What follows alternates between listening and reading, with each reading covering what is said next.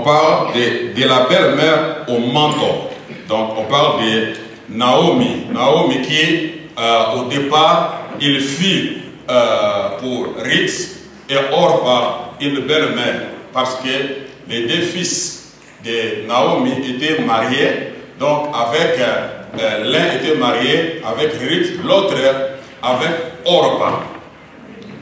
Donc ils se sont mariés et puis après les deux fils vont mourir. Mais les noms de ces deux dames sont aussi instructifs pour nous, pour l'Église. Ruth, son nom veut dire amitié. Orpa, son nom veut dire dos, ça veut dire aussi jeunesse. Jeunesse, ça parle de l'immaturité. On est jeune, dans ce contexte, on parle de la maturité.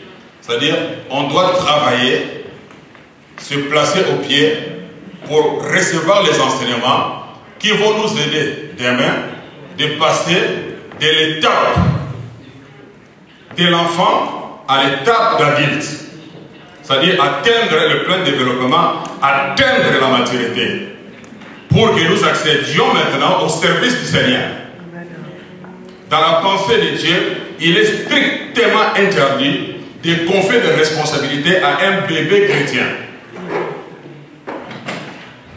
You understand what I'm saying? Nous, leaders, nous, pasteurs, notre responsabilité, c'est de perfectionner les saints.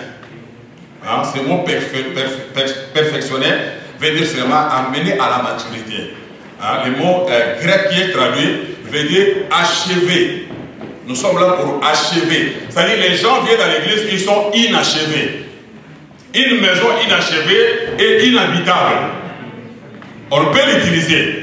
Parce que quand la pluie tombe, la pluie va tomber sur les choses qui s'y trouvent. Parce qu'elle n'est pas encore achevée, elle n'est pas finie. You understand? Donc un chrétien immature, il est comme une maison inachevée. Oh, Amen. Donc maintenant, nous, notre responsabilité, c'est vous amener maintenant à la maturité, c'est-à-dire faire en sorte que la maison s'achève. Pour que tu sois prêt à abriter tout ce qui est important. You understand? Alors, maintenant, Ruth, son nom veut dire amitié. Orpa, son nom veut dire dos, parce qu'elle va tourner le dos à sa destinée. Quand on est immature, on ne sait pas discerner, on ne sait pas distinguer, on ne sait pas accorder de l'importance aux choses spirituelles. On ne sait pas prendre des décisions de qualité pour notre vie. On dépend des autres. Et on se laisse facilement influencer par qui que ce soit. On n'est pas maître de sa vie. Ce sont les autres qui t'influencent. Ce sont les autres qui exercent une certaine influence sur ta vie. You understand what I'm saying to you? Et nous voyons qu'entre les deux, Ruth, qui son nom veut dire amitié, elle savait discerner l'image d'une chrétienne spirituelle. Orpa, c'est aussi l'image d'une chrétienne charnelle. Les deux ont été sous le même leadership. Ils ont suivi les mêmes enseignements. Ils ont appris les choses sur Yahweh, les dieux d'Israël. Parce qu'elles étaient païennes. Elles étaient des Moabites. You understand? Donc on nous enseigne déjà la notion de la grâce. Les salis, par grâce, mais par anticipation. Que les païens vont entrer dans l'alliance avec Dieu. Mais par anticipation, avant que nous y arrivons, avant que Jésus n'arrive, mais nous voyons déjà ici Ruth, qui est l'image de l'Église, celle qui était étrangère, privée du droit de citer en Israël, mais il va bénéficier de la grâce et elle va faire partie de la famille de Dieu. Amen. You understand what I'm saying? Mais Orpa, qui était aussi avec elle, sous le même toit, recevant les mêmes enseignements, pour nous dire qu'on peut être dans la même assemblée, suivre les mêmes orateurs, les mêmes instructeurs, les mêmes enseignants, les mêmes pasteurs qui nous enseignent la parole de Dieu, mais la capacité de recevoir n'est pas la même. Amen. Et nous ne recevons pas tous et toutes de la même façon. Amen. You understand? Parce que spirituellement, il y a aussi des niveaux. You know? C'est pour cela que Dieu nous fasse grâce avec le projet qu'on a d'achat. Ça nous permettrait de faire des écoles au niveau de l'église. C'est-à-dire par rapport au niveau des gens. Celui qui arrive nouvellement au Seigneur, c'est difficile qu'il soit ensemble avec celui qui a déjà atteint la maturité. Parce que les enseignements qu'on donne le dimanche, certaines personnes ne peuvent comprendre, ne peuvent saisir, parce qu'ils viennent nouvellement au Seigneur, ou parce qu'ils sont des bébés chrétiens. You understand? Quelqu'un comprend ce que j'ai dit? Amen. Alors, Orpa et Ruth, ils sont mis devant une épreuve de la destinée. Parce que parfois la destinée va te séparer même d'avec ta famille. La destinée va te séparer avec tes parents. La destinée va te séparer avec des personnes qui comptent dans ta vie. La destinée peut te séparer avec des choses auxquelles tu t'accroches.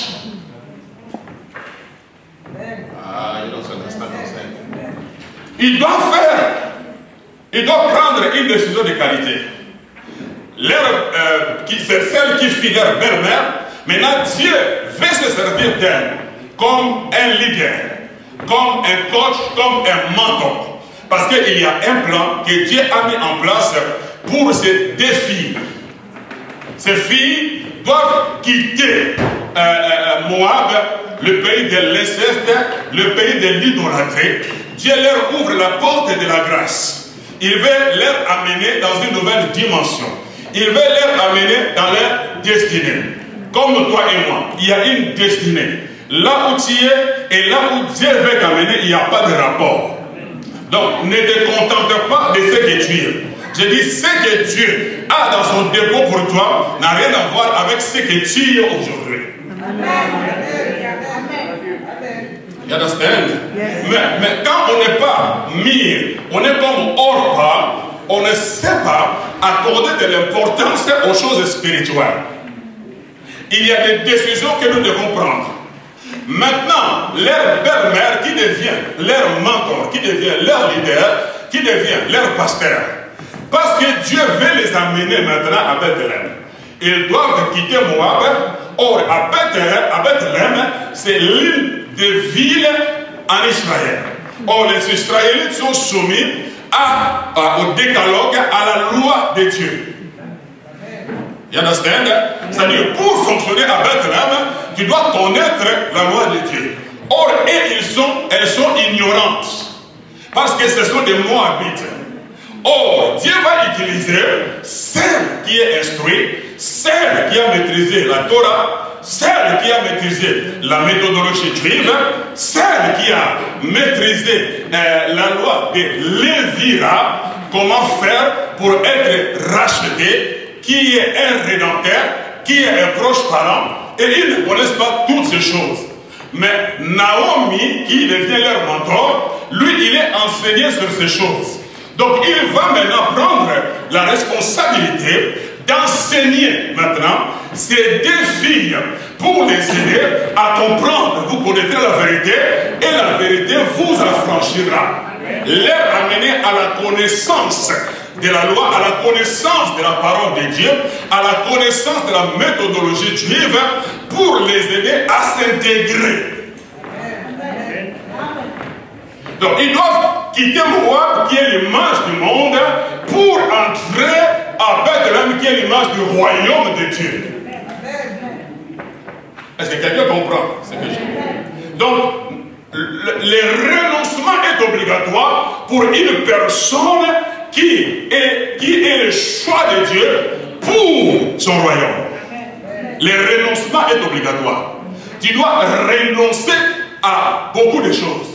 Tu dois même renoncer à toi-même, à ta personnalité, you understand? À ta gloire, à ta valeur, à de nombreuses choses auxquelles tu t'accroches. Tu dois renoncer à ces choses. Donc, maintenant, Naomi les met devant un choix. Elle dit, ok, humainement parlant, je suis brisé. Elle a changé son nom. Ne m'appelez plus Naomi, qui veut dire beauté, Appelez-moi maintenant ma. Amen. Imagine-toi, Dieu te confie entre les mains d'un leader, mais le leader lui-même a déjà changé son nom à cause de problèmes, à cause de difficultés. Elle ne fait qu'enterrer.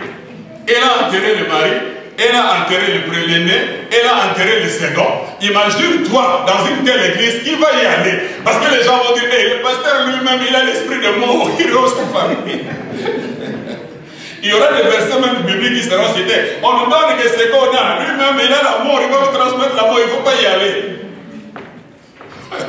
Est-ce que quelqu'un comprend? Amen. Dieu ne fonctionne pas comme les hommes.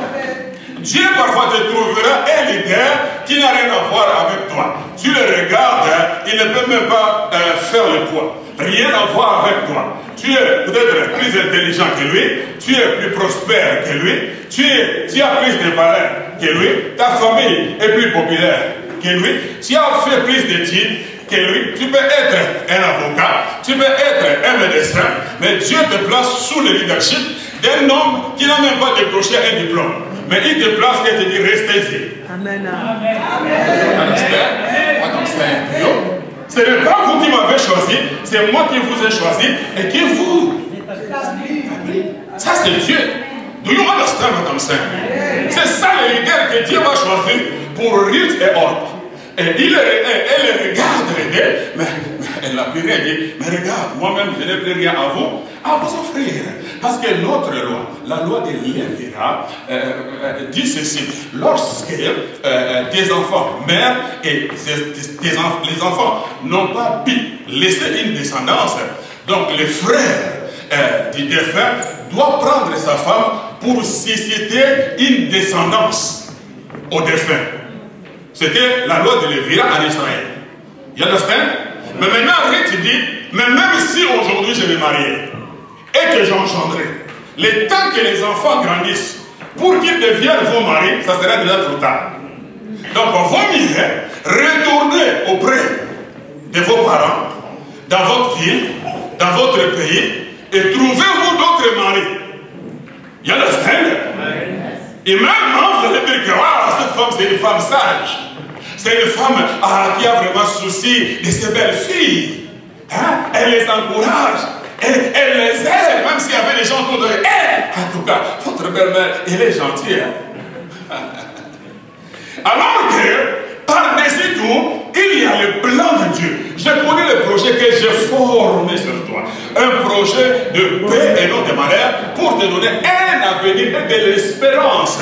My God, les choses de Dieu, tu ne peux comprendre avec ton intellect.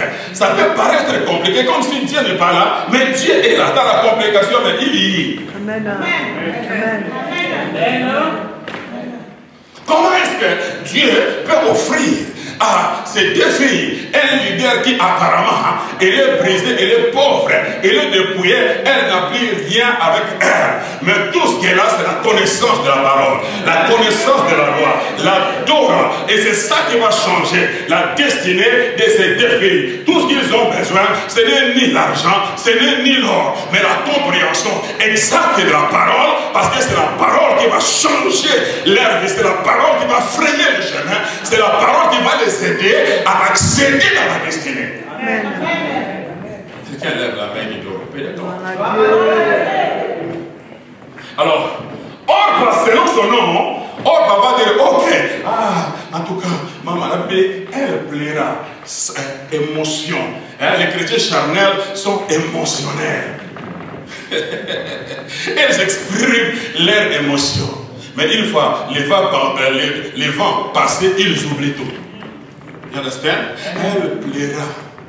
Mais elle a quand même trouvé l'idée bonne. Elle a dit, et la Bible dit, Orpa, elle retourna dans sa ville, auprès de ses parents. En d'autres mots, son nom veut dire jeunesse, immaturité, dos, parce qu'elle va tourner le dos à la destinée.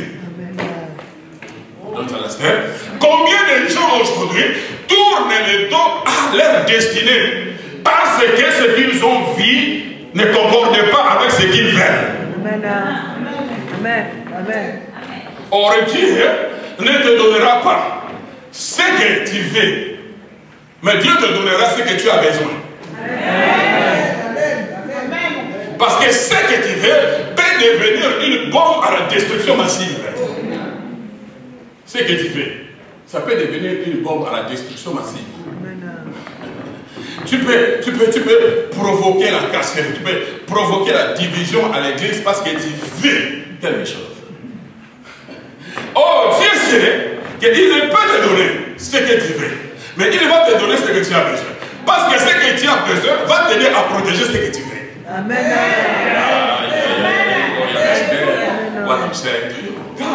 Alors, maintenant, Orpa, elle tourne le dos à sa destinée. Dis à ton voisin, faites attention, faites attention. C'est question de la destinée.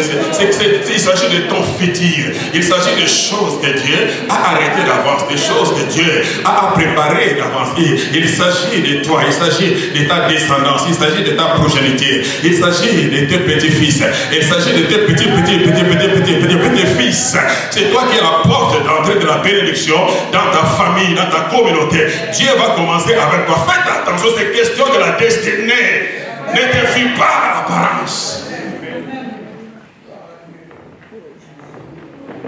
Mais Ruth, l'image de chrétien martyr, il ne se fie pas à l'apparence. Elle est consciente du brisement, de ce que sa belle-mère est. Mais elle va dire, non. Moi, je ne te laisserai pas partir. Je serai avec toi. Là où tu seras, c'est là où je serai. Ton Dieu sera mon Dieu. Ton peuple sera mon peuple. Là où tu mourras, c'est là où je mourrai. Question de destinée, question du futur, question de l'avenir. Quelque chose dans son esprit est en train de bouillonner. Le Saint-Esprit est en train de me persuader que Ruth, tu n'es pas n'importe qui. Tu fais partie du plan, du programme de Dieu. Tu fais partie de la liste des ancêtres de Jésus. De toi sortira les Messies. My God. Qui aurait cru ce que tu es aujourd'hui? Je dis ce que tu es aujourd'hui ne définit pas ce que tu seras demain. Que personne ne mette un point final. Dis à ton voisin, tu me connais mais tu ne me connais pas. Ce que tu vois là, ce n'est pas le vrai moi.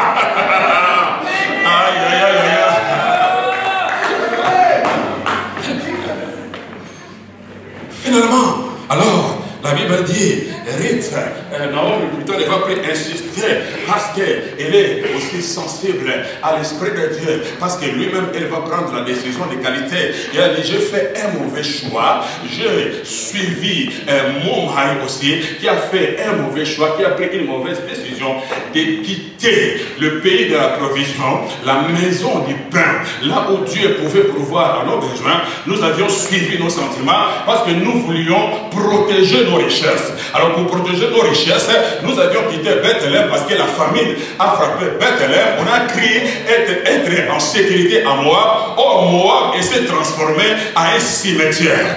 Moab a pris tout ce que Naomi avait. Moab a pris son mari. Moab a pris ses deux fils. Moab a pris toute la richesse. Et lui-même, conscient de son choix, elle va dire, la main de Dieu s'est abattue sur moi.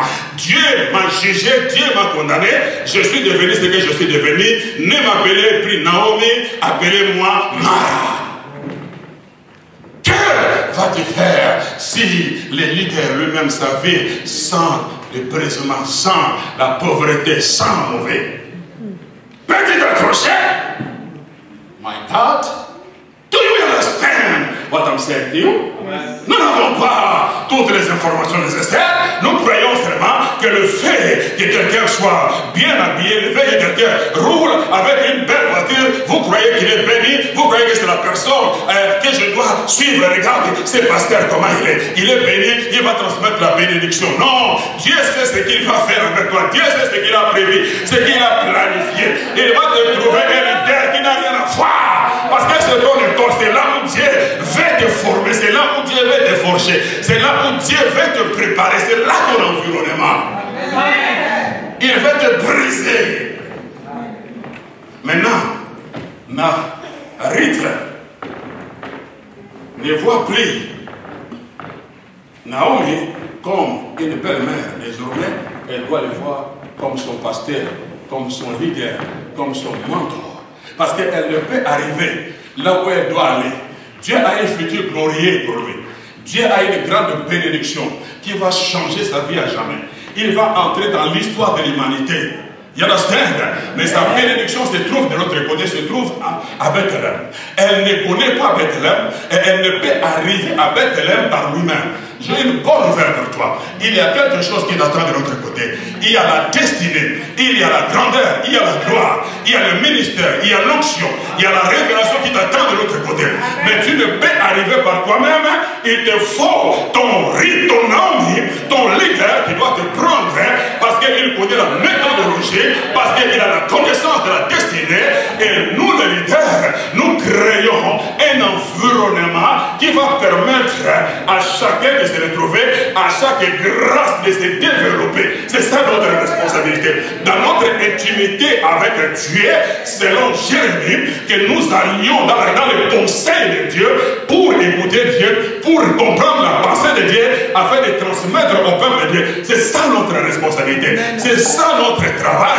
On ne veut pas seulement prêcher parce qu'on a maîtrisé. On ne veut pas seulement prêcher parce qu'on connaît les Genèse Apocalypse. Non, on vient prêcher parce qu'on sort du conseil de Dieu. Nous voyons maintenant Ruth, qui est encore une jeune fille, qui est très belle, qui a encore la force dans son cœur. Elle a affaire avec un leader, mais son leader, elle est avancée en âge, elle est affaiblie, elle est pauvre, elle n'a plus rien. C'est-à-dire qu'il n'y a rien d'attirant qui peut obliger Ruth de s'accrocher à Naomi. La seule chose qui oblige Ruth de s'accrocher à Naomi, c'est la destinée. Amen. Donc, elle pouvait bien dire, j'arrive dans le pays de mes rêves. Je suis à Bethléem, le pays du pain. Elle pouvait remercier Naomi. Elle lui dit, merci ma belle-mère, parce que tu m'as aidé au moins à arriver à Bethléem. J'ai la force, j'ai la sagesse, j'ai la connaissance, j'ai le diplôme, j'ai la capacité, j'ai l'habileté, j'ai l'éloquence, je sais décortiquer les mots. Quand je parle, même mon pasteur, you know, you understand what I'm saying to you, je n'ai plus besoin de toi, merci. Débrouille-toi. Je me sépare avec toi, débrouille-toi. Elle n'était pas obligée. L'alliance est déjà brisée. Les maris sont morts. D'ailleurs, elle-même, la belle-mère a dit, séparons-nous, rentrez auprès de vos parents. You understand? Mais c'est la destinée qui l'a dit. C'est-à-dire qu'elle comprend que maintenant c'est moi que Dieu élève, c'est moi que Dieu suscite pour que je puisse entretenir maintenant mon mentor. Il y a eu un moment où cette mère a fait beaucoup pour moi, où ma belle-mère m'a aidé, m'a canalisé, m'a conseillé comment je dois être en tant qu'épouse d'un juif. Que dois-je préparer pour mon mari? Comment est-ce que je dois me comporter par rapport à la loi mosaïque, par rapport à leur culture, par rapport à leur religion? You understand? C'est ce genre de travail que Naomi a fait toute sa vie au travers de ces deux belles filles. Mais arrivée maintenant, au point où ils sont arrivés, maintenant elle est brisée, elle n'a plus rien. C'est une pauvre dame. Do you understand? Elle ne peut plus produire. Oh my God, my God. C'est-à-dire que si Ruth abandonne Naomi peut devenir même un SDF parce qu'elle n'a plus de soutien, elle n'a plus de secours. Elle a quitté la ville, elle était partie, elle est oubliée, elle a perdu tout son héritage. Autrefois, c'est son mari qui était l'héritier, c'est son mari qui était l'homme fort, c'est son mari qui était riche. Mais maintenant, quand il est parti, elle a tout perdu. Do you understand what I'm saying to you? Maintenant, elle revient comme l'enfant prodigue. L'enfant prodigue, il a pris conscience de son péché. Il est rentré dans le Nouveau Testament. Mais dans l'Ancien Testament, nous avons aussi la fille prodigue. Oh my God, qui s'est égarée. Mais elle a pris conscience que la voie que j'ai empruntée par la voie de Dieu, oui, on peut tous et toutes se tromper. On peut faire un mauvais choix. Mais ce que j'aime auprès de notre Dieu, il est le Dieu de la seconde opportunité. Tu peux te rattraper et dire, Seigneur, pardonne-moi, je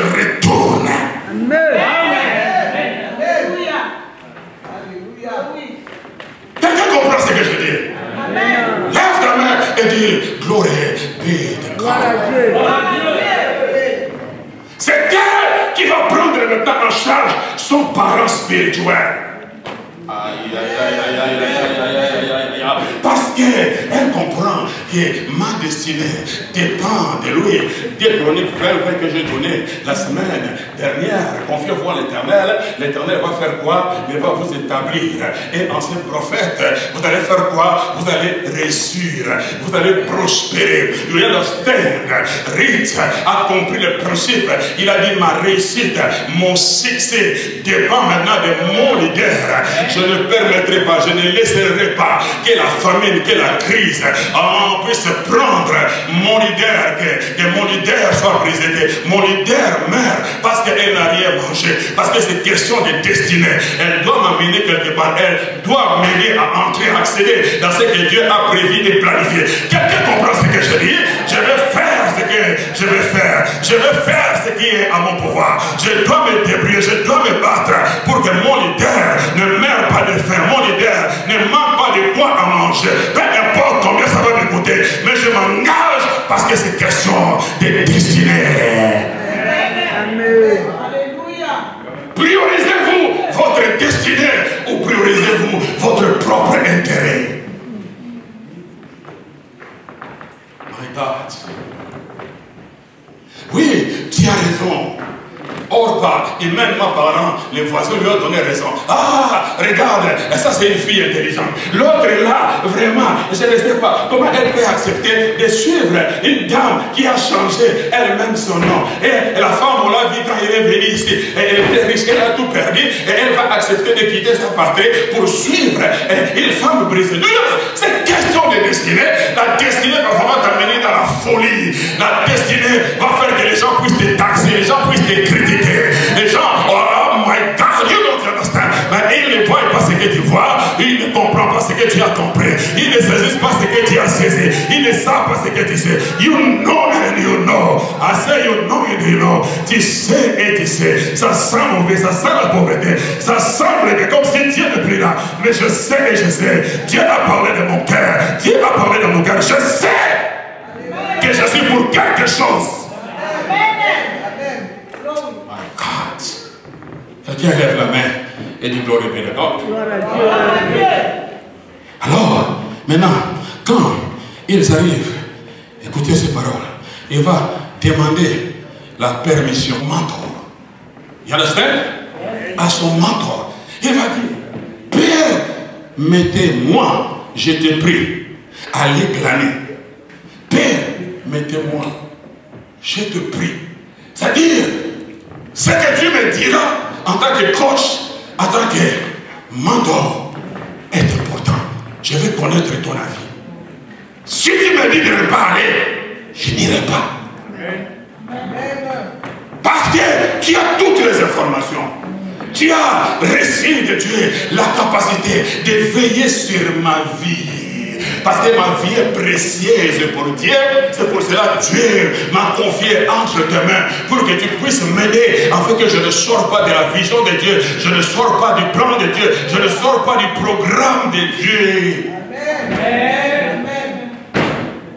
Combien de gens aujourd'hui dans nos églises, dans nos assemblées, parfois, on vous donne une invitation, vous voulez aller quelque part jouer, quelque part aujourd'hui, les gens travaillent pour leur propre promotion, les gens essaient de se promouvoir, nous voulons nous promouvoir nos ministères, nous voulons promouvoir nos vies. Alors moi j'ai la grâce, do you understand what I'm saying to you? Et on prend des décisions parfois, on nous invite, nous allons sans même consulter nos leaders, sans même prévenir nos leaders, sans leur prière. Do you understand pourquoi tu dis, ah, moi j'ai mon don, moi j'ai ma grâce. Alors quand Dieu m'a appelé, il était là. Ah, you don't understand. Ça ne marche pas comme ça. Amen. Ruth pouvait aller. C'est elle qui va aller travailler. C'est elle qui va aller souffrir. Mais il ne peut y aller jusqu'à ce qu'elle entende, comprenne quelle est la vie de son leader. Si mon leader dit non, je ne partirai pas. Alors, my God, Naomi est tellement impressionnée par la fidélité, par l'humilité, la compréhension des principes de sa fille spirituelle. Elle ne peut que l'encourager, elle ne peut que l'envoyer. Nous on a ce terme dans Saint-Dieu, parce qu'un vrai leader, c'est celui qui souhaite toujours le bonheur, qui souhaite le succès, qui souhaite la réussite de ses brebis. Son souci, sa vision, c'est toujours d'engendrer, c'est de préparer, c'est de disposer pour que les gens soient prêts pour le royaume. C'est ça un vrai leader. Un vrai leader ne vit pas pour aujourd'hui, mais il vit pour le futur. Donc quand on m'a dit aujourd'hui, mais il prépare déjà son demain.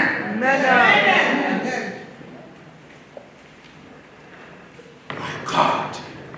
Et parce que le leader dit, vas-y, la grâce est activée. Et il va avec la bénédiction de son leader. Et quand la bénédiction de son leader est libérée, c'est très important, parce que ta réussite dépend de ton prophète. Do you understand? Maintenant le prophète a donné son accord parce qu'il a appliqué le principe. Dieu l'a placé sous le leadership à l'environnement, c'est sous le leadership de Naomi. Maintenant Naomi va faire sa part. Naomi va lui dire ce qu'elle doit faire pour accéder à la bénédiction, pour réussir, pour prospérer. Do you understand? Et quand elle va recevoir la parole de Naomi, elle va aller. Et quand elle va aller, elle arrive dans un champ. Elle ne connaît pas, elle est ignorante. Mais l'Esprit de Dieu va opérer. L'Esprit de Dieu va agir en sa faveur. Elle va se retrouver dans un certain champ. Mais la Bible dit que ce champ appartenait à Boaz. Or, Boaz était de la famille de Elimelech. Il y avait un lien entre Elimelech et Boaz. Et Boaz n'était pas n'importe qui. Boaz était l'homme fort de la famille. C'est lui maintenant qui avait les moyens, le pouvoir du rachat. Il était le seul qui peut maintenant racheter Naomi hérite. Amen. Vous croyez que c'est le fruit du hasard? Non, c'est la main souveraine de Dieu, c'est la provision de Dieu. Quand tu choisis d'obéir à Dieu, quand tu choisis de te soumettre au principe de Dieu, no matter who you are, peu importe qui tu es, où tu es, peu importe les épreuves, peu importe la situation. Mais ma Bible, j'ai bien lu la Bible, j'ai compris que tous les héros de la Bible, ils ont commencé par être rejetés. Parce que si tu n'es pas rejeté, alors tu ne peux devenir une pierre de l'âme. La pierre qu'on rejetait, la pierre qu'on rejetait, pas la pierre qu'on a accueillie, mais la pierre qu'on rejetait est devenue le principal de l'âme. Sans rejet, tu ne peux devenir le principal. Tu ne peux devenir l'auteur de la bénédiction. Tu peux devenir, je dis, il faut rejeter. Les rejets dans les projets. Dis à ton voisin les rejets dans les projets. Les rejets est dans les projets de Dieu. Arrête de te murmurer. Le projet, les rejets est dans les projets. Arrête de pleurnicher. Le rejet est dans le projet. Jésus a été rejeté par ses propres frères. Joseph a été rejeté par ses propres frères. Do you understand what I'm saying? Tu vas être rejeté, c'est une indice, c'est un bon signe. Quand tu sens que tu es rejeté, c'est un bon signe. C'est un message pour toi. Dieu t'apprend, Dieu te prépare. Sache qu'il y a quelque chose que Dieu va faire avec moi. Je suis le choix de Dieu. Je suis le canal de bénédiction. C'est pour cela que le diable veut me séparer. My God, I feel like preaching now. Quelqu'un comprend ce que je dis? Il y a ton voisin qui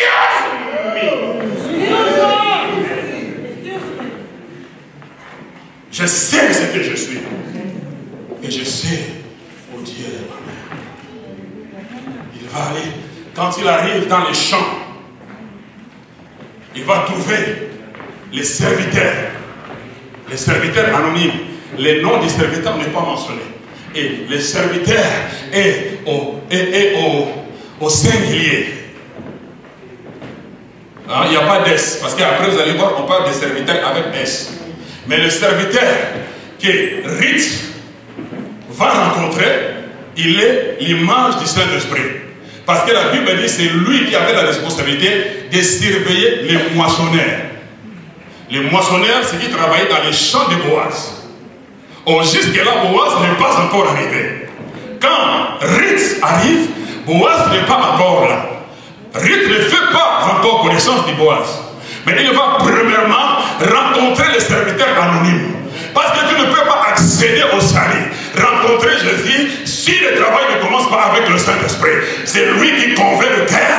Quand il te convainc, alors c'est alors que tu vas faire connaissance de Jésus. Et le serviteur anonyme connaît bien le goût de Boaz.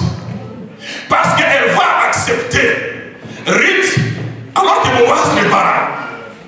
Mais elle sait que c'est le genre d'épouse que Boaz cherche. Amen. Le Saint-Esprit connaît le genre d'épouse que Jésus viendra chercher. Il sait que c'est toi. C'est toi que Jésus viendra chercher. C'est toi. Personne ne pouvait croire que toi tu allais te convertir. Personne ne pouvait croire que toi tu pouvais prêcher l'évangile. Personne ne pouvait croire que toi tu ne pouvais te retrouver à l'église. Personne ne pouvait croire sauf lui. Lui, quand il te regardait, il ne voyait pas ce que les autres voyaient. Mais il voyait l'épouse. Il voyait les sauvés. Il voyait un plus que vainqueur. Il voyait un champion. Il voyait un justifié. You don't understand. Il parle de moi. Elle arrive. Riche. C'est le genre de chrétien qui est passé par le brisement. Elle ne vient pas pour des titres. Il dit je m'en fous des titres. Je ne suis pas là pour chercher une promotion. Je ne suis pas là pour chercher un titre. C'est question de destinée. Ah non, je sais ce que je suis. Je sais ce que Dieu s'apprête à réaliser avec moi. J'ai été assez instruit. J'ai été assez enseigné. Mon leader m'a préparé de faire attention, de ne pas toujours courir derrière le titre, chercher la position. Non, non, non. Quand il arrive, il va dire ok, je suis accepté. Mais moi, je vais rester derrière. Que le moissonneur passe devant, mais moi, je viendrai après. Do you understand what I'm saying to you? Je ne passerai pas devant, mais je viendrai après. Do you understand? Qu'ils me devancent, s'ils vont être bénis, qu'ils soient bénis avant moi. S'ils vont se marier, qu'ils se marient avant moi. S'ils vont commencer le business, qu'ils commencent le business avant moi. Je ne suis pas pressé, mais je vais suivre l'aiguille de la montre de Dieu. Je vais être dans la synchronisation avec Dieu. Je vais mettre le pas quand il faut. Je vais bouger quand Dieu me dit de bouger. Je vais. You don't understand what I'm saying.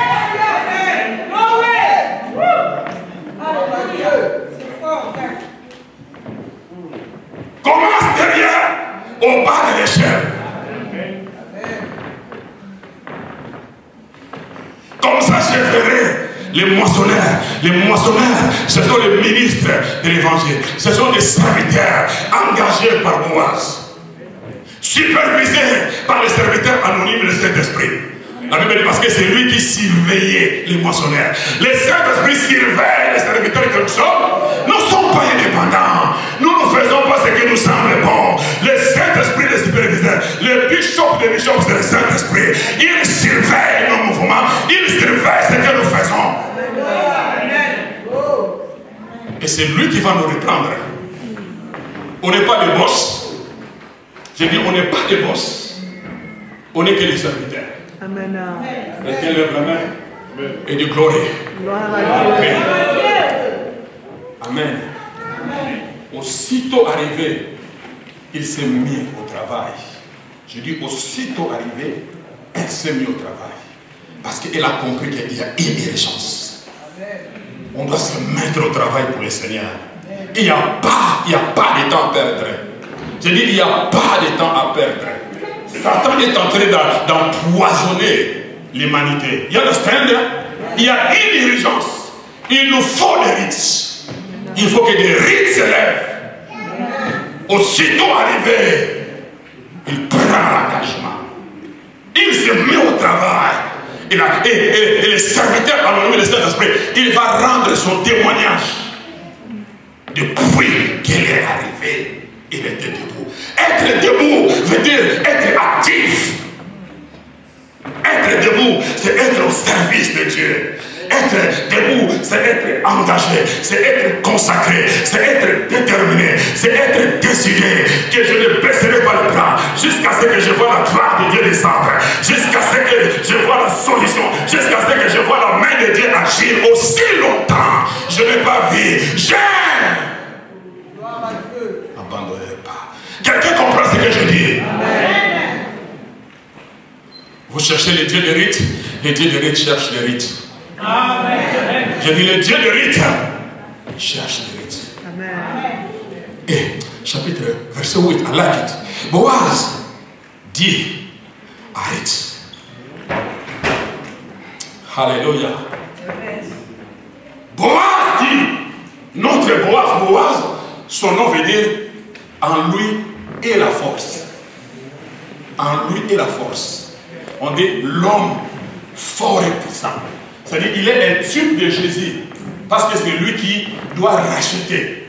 Or nous, notre Boaz, c'est Jésus. C'est Jésus qui nous a rachetés. Notre homme fort, notre homme puissant, notre homme riche, c'est Jésus. Donc Boaz, c'est un type. En lui est la force. Et c'est lui qui est le patron dans ses champs. Or, nous, dans notre champ, c'est notre Boaz, Jésus qui est le patron. Quand on parle du champ, 1 Corinthiens chapitre 3, verset 9, il dit que le champ, c'est l'église. Aïe, aïe, aïe, aïe. J'ai dit l'église, c'est le champ de Jésus. Amen. Aïe, aïe, aïe. My God. C'est pour cela, elle se retrouve dans le champ de Boaz, qui est l'image de l'église, comme toi, tu te retrouves dans le champ de Boaz. Et quand tu es dans le champ de Boaz, tu dois écouter une seule voix. La voix de Boaz. Amen. Parce que les serviteurs préparaient tout simplement Ruth à la rencontre de Boaz. Quand Boaz arrive, ce n'est plus les serviteurs anonymes, le Saint-Esprit qui parle. Maintenant, il y a cette communion, il y a cette intimité. Il est introduit à Boaz.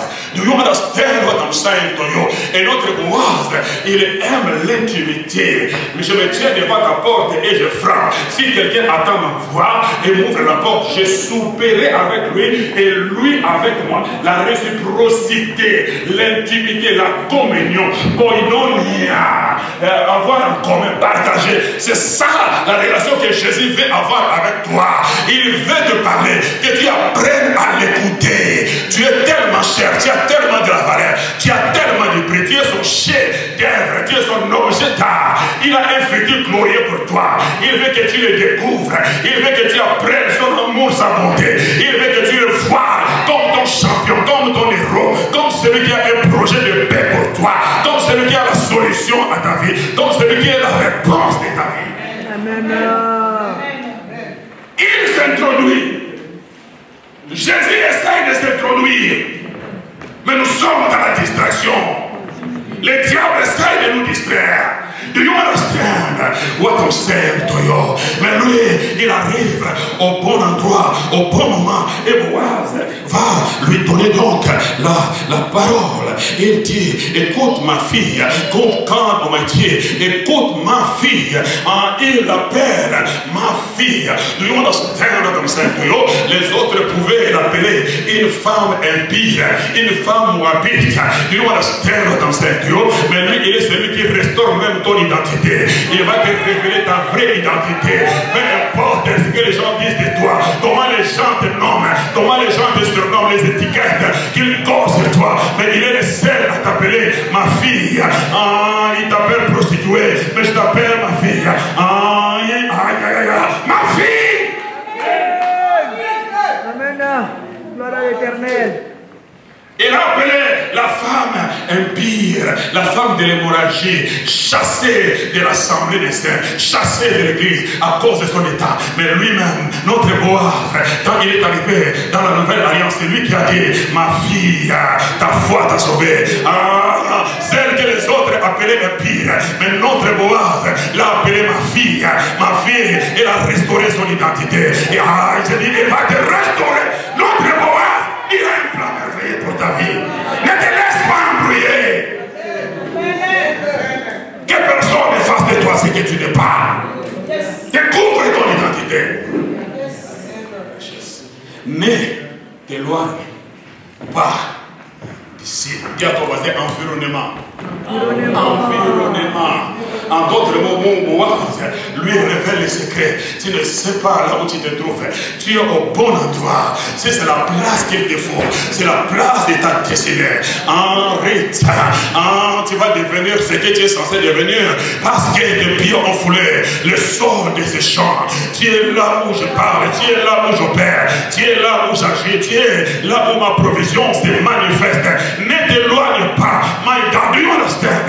Ne t'éloigne pas. Les gens vont chercher à t'éloigner, mais ne t'éloigne pas. Les situations vont chercher à t'éloigner, mais ne t'éloigne pas. La communauté va chercher à t'éloigner, mais ne t'éloigne pas. La majorité va chercher à t'éloigner, mais ne t'éloigne pas. Ne suis pas la foule. La foule n'a pas toujours raison. Alléluia.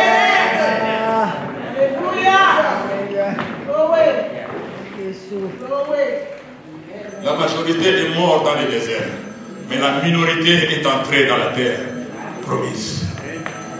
Vous suivez la majorité, vous suivez le mouvement, vous suivez les hommes, vous allez mourir dans les déserts.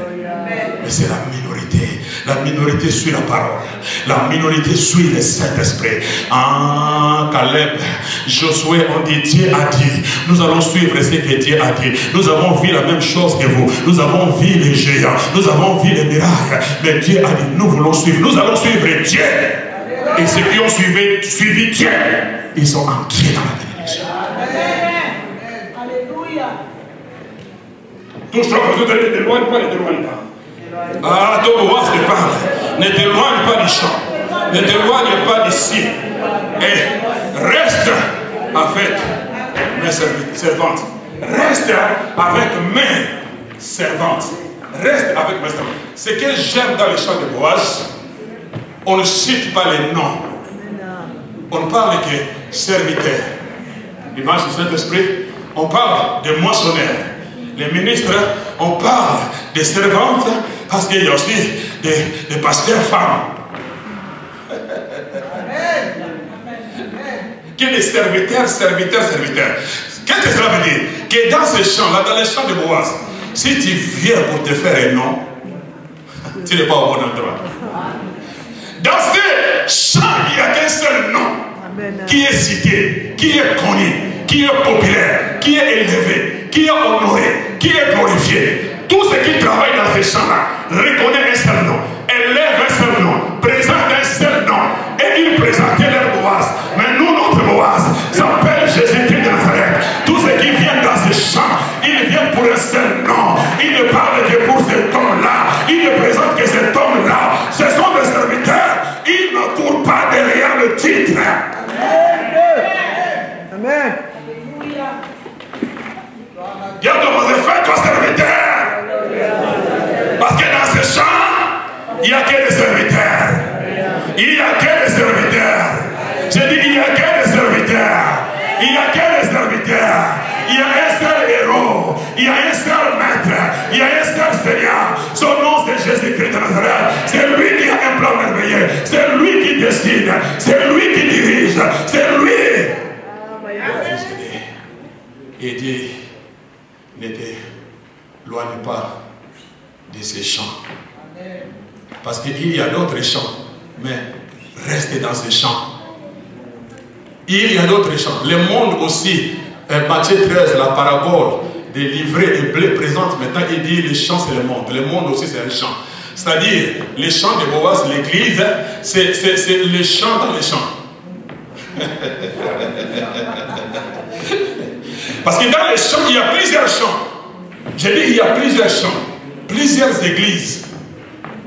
Eh bien, toutes les églises ne sont pas les églises de Boaz. Amen. Amen. Amen. Plusieurs champs. Mais il dit, ne t'éloigne pas de ces champs. La vie est dans ces champs. La gloire est dans ces champs. La vie éternelle est dans ces champs. La restauration est dans ces champs. L'élévation est dans ces champs. Le mariage, c'est dans ces champs. Les juments, c'est dans ces champs. Ne s'éloigne pas de ces champs. Parce que tu as eu la grâce de me rencontrer. Je te révèle le secret pour que tu prospères, tu avances. Condition sinon dans ce champ, parce que dans d'autres champs, il y a du poison. Dans d'autres champs, il y a le venin. Dans d'autres champs, le diable vous attend. Nous nous levons sur les gars. Mobimba nanga ye ezangulu na yo. Élévation nanga ye.